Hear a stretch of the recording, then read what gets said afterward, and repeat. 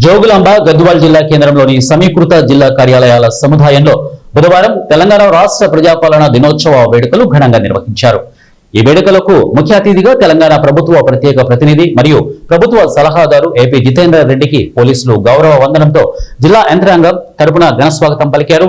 స్వాతంత్ర సమరయోధులు, తెలంగాణ తల్లి, తెలంగాణ అమరవీరుల చిత్రపటాలకు పూలమాలలు వేసి జాతీయ పతాకాన్ని ఆవిష్కరించిన అనంతరం ఆయన మాట్లాడుతూ రాష్ట్ర ముఖ్యమంత్రి నాయకత్వంలోని ప్రజా ప్రభుత్వం సెప్టెంబర్ 17న తెలంగాణ ప్రజాపాలన దినోత్సవంగా నిర్వహిస్తోందని తెలిపారు.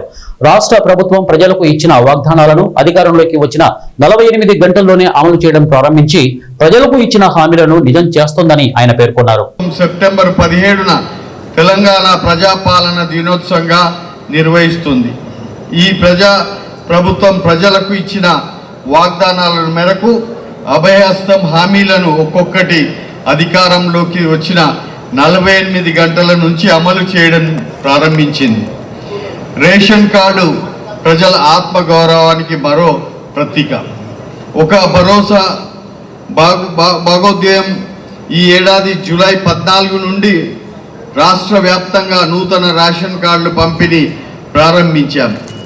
10 ఏళ్ల తర్వాత చేతిలో రేషన్ కార్డుతో రేషన్ షాపుల వద్దల సందడి మనకు కనిపిస్తుంది. పీడిఎస్ వ్యవస్థ పేద ప్రజల ఆహార భద్రతకు భరోసా ఇస్తుంది. అదే స్ఫూర్తితో ప్రజాప్రభుత్వం ఉగాది నుంచి సన్నబియ్యం పంపిణీ ప్రారంభించింది.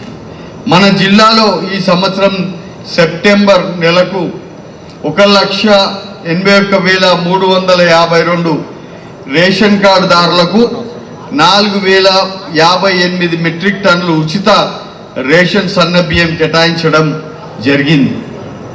రైతులు పండించిన ప్రతి గింజను కొనుగోలు చేస్తూ ధాన్యం కొనుగోలు చేసిన 48 గంటల్లోనే రైతు ఖాతాలో నగదు జమ చేయడం జరుగుతుంది.